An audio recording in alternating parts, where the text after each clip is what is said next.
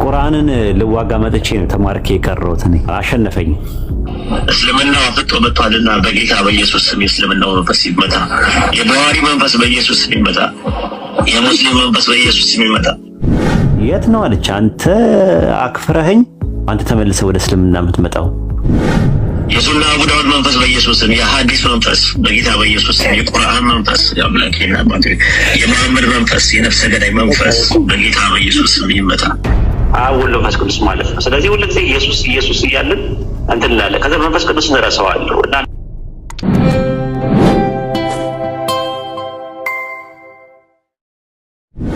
አይ ቲንክ ቁርአንን ሳየው በቃ ምንም ሰውኛ የሆነ ነገር አላገኘሁበትም። በጣም የማረከኝ ነገር እሱ ነው። ያላ ንግግር ነው። ከጫፍ እስከ ጫፍ ድረስ ያላ ንግግር ነው። ራሱ ጥንት የነበረውን ነገር ለረሱል ሰለላሁ ዐለይሂ ወሰለም የሚተርከው የዓለማቱ ጌታ አላህ ነው። ራሱ የኢብራሂም ወሬ መጥቶልሃልን ይላል ሲጀምር። ከዛ ኢብራሂም እንደዚህ ባለ ጊዜ አስታውስ፣ እንዲህ ባለ ጊዜ አስታውስ ይልና ይህ ሁላ ሲደረግ ግን አንተ በዚያ አልነበርክም ይላል አላህ ሲተርክ። በዚያ አልነበርክም፣ ለሙሳ ሕግን በሰጠነው ጊዜ አንተ በተራራው ላይ አልነበርክም፣ ባናገርነው ጊዜ አልነበርክም፣ መርየምን ማን እንደሚያሳድጋት ዕጣ ሲጣጣሉ አንተ በዚያ ላይ አልነበርክም ይላል። ከዛ የሙሳ ወሬ መጥቶልሃል፣ የእንትና ወሬ መጥቶልሃል፣ እንትን ባለ ጊዜ አስታውስ ምናምን እያለ ካለ በኋላ ይህ የሩቅ ነገር ሚስጥር ነው በአንተ ላይ እንተርክልሃለን የሚለው አላህ እና በጣም ይገርመኝ ነበር። እና አላህ አነጋገሩ በመጀመሪያ መደብ አምልኮን በተመለከተ ከኔ በቀር ሌላ አምላክ የለም፣ አምልኩኝ፣ ተገዙኝ፣ ፍሩኝ ይላል። ከዛ ደግሞ የሆነ ነገር ላደረገው ነገር ሲሆን ደግሞ በቃ ፈጠርን፣ ሰራን፣ አደረግን ይላል። ተአዚም እያደረገ ማለት ነው። ኸለቅና፣ ጃአልና፣ ፈአልና፣ አወሃይና እያለ የሚናገረው ነገር ይገርመኝ ነበር። እኛ ደግሞ እንድንለው ነገር ሲፈልግ ደግሞ የሆነ ነገር ደግሞ በሶስተኛ መደብ ያደርግና እርሱ ካላህ በቀር ሌላ አምላክ የለም እያለ እርሱ በሉ፣ በል፣ ቁል፣ ቁሉ፣ በሉ፣ በል እያለ ይናገራል አላህ። ከዛ ደግሞ ዱዓ እንዴት ማድረግ እንዳለብን ደግሞ ሲናገር አንተ ይላል ራሱ። በጣም ነው የሚገርመኝ። በቃ ይሄ ነገር ምንም የሰው ቃል የለበትም ራሱ። ኢቭን ረሱል ሰለላሁ ዐለይሂ ወሰለምና ጅብሪል በቁርአን ላይ ያላቸው ድርሻ ሪሳላውን ማድረስ ነው፣ መልእክቱን ማድረስ ብቻ ነው። ይሄ ነገር በጣም ገረመኝ። በቃ ማለት እና በቃ አልቻልኩትም እኔ ራሱ መጨረሻ ላይ ቁርአንን ለዋጋ መጥቼ ተማርኬ የቀረው አንድ ያላህ ባሪያ ነኝ ማለት የኩፍርን ጨለማ እና የሽርክን ጨለማ የሚያክሰው ነው። የብርሃን የተውሂድን ብርሃን ጥቅሙን የሚያውቀው ማለት ነው። አብዛኛው ሙስሊሞች እዚህ የምታያቸው ኢትዮጵያ ውስጥ የምታያቸው ከቤተሰባቸው ነው ያገኙት እና እንደዚህ እንትን ብለው አይደለም ራሱ ተመራምረው ምናምን ነገር እንደኛ እንጃ። የጤናን ጥቅም የምታውቀው የታመመ ሰው ነው የሚያውቀው ራሱ አይደል? ድህነትን ያየ ሰው ነው የሀብትን ጥቅም የሚያውቀው ራሱ። እና የተውሂድን የእስልምናን ጥፍጥና የምታውቀው ጥፍጥናና ጣዕሙን ቅርጽና ይዘቱን የምታውቀው እኔ አልመኝላቸውም፣ እንዲያዩትም አልፈልግም። ግን እንደኛ እንደ ሰለምቴዎች መከራ የተጋጋጠም ሰውም የለም። ቤተሰብን ትተዋለህ፣ ዘመድ አዝማድን ትተዋለህ፣ ጎረቤትን፣ አብሮ አደግን፣ አብረህ የተማርካቸው ልጆች ምናምን ነገር እንደ ድሮ አይሆንም ሁሉ ነገር ራሱ ማለት እንደዛ አይደለም ራሱ። ከልባቸውም አይወዱም። አላህ ነገር ሆኗል በቁርአን ውስጥ እስከምትክዱ ድረስ አይወዷችሁም ተብለናል ራሱ ማለት ነው። እና ጥላቻው አለ፣ ምን አለ፣ ሚስኮንሰፕሽን አለ፣ ምን አለ፣ ምናምን ብዙ ነገሮችን ቻሌንጆችን ተጋግጠ ነው እንትን የምትለው እና የያዞ ቆዳ ትይዛለህ መጨረሻ ላይ በቃ ከተለያየ ቦታ የተለያየ ነገር ይመጣብሃል። እና አላህ ጽናቱን እንዲሰጠን ዱዓ አድርጉልን ያ ጀማ፣ ለሁላችንም ለሰለምቴዎች ማለት ነው። ቀላል ነገር አይደለም።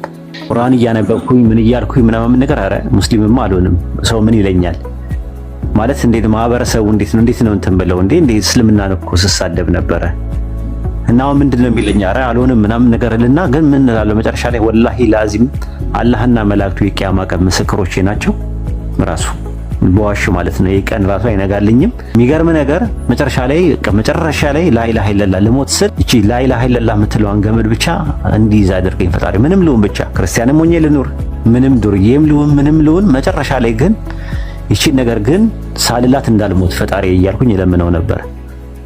በቃ ሞቴ ከመምጣቱ ልሞት በቃ አንድ ሰዓትም ይቅረው፣ አንድ ቀንም ይቅረው፣ አንድ ወርም አንድ ዓመትም ይቅረው፣ ግን በቃ ላኢላሃ ኢለላህ የሚለው ነገር በቃ ትክክለኛ መሆኑን ይገባኝ ነበር ያኔ።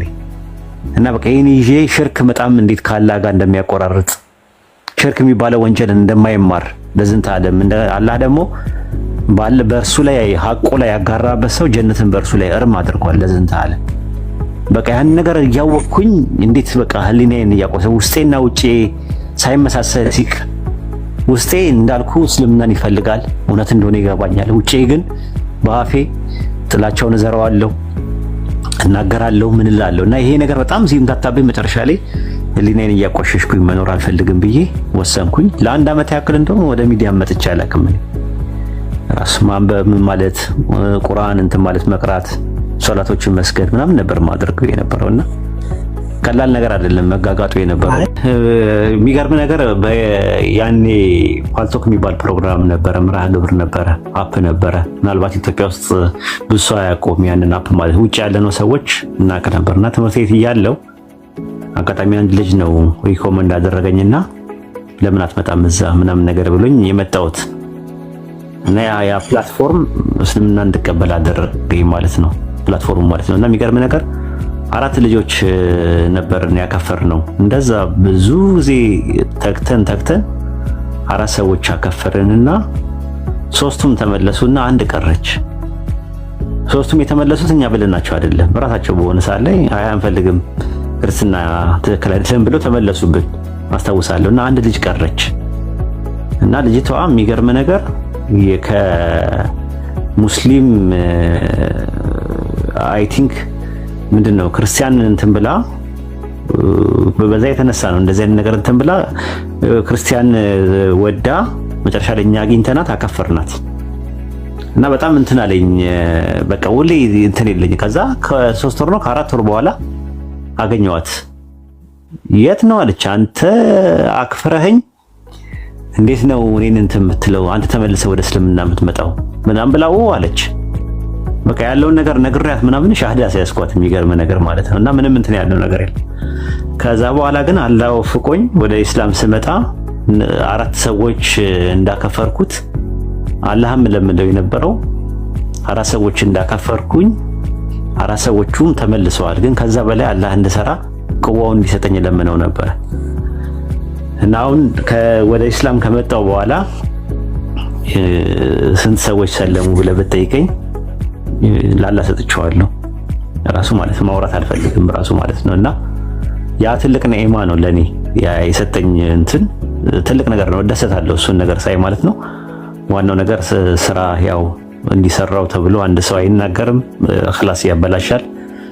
ሪያ እንዳይሆን ይውልኝ ስሙልኝ እንዳይሆን ግን በቃ ጀስት አላህ ብሎ በቃ ውስጤን የሚያስደስተኝ ነገር ወፍቆኛል። አልহামዱሊላህ በቃ ሌላ ምንም ነገር አልፈልግም። እነዛን 4 ሰዎች ከፍሮ እንትን የሚሉ ነበር ሁሉ ጊዜ ያመመኝ ነው የሚኖረው የነበረው እድሜ ልኬ ማለት ነውና አላህ ከህመም ያድናችሁ፣ ከኩፍር አላህ ይጠብቃችሁ፣ ሰውን ከማክፈር ከማስከፈር አላህ ይጠብቃችሁ፣ ከኩፍር አላህ ራሱ ይጠብቃችሁና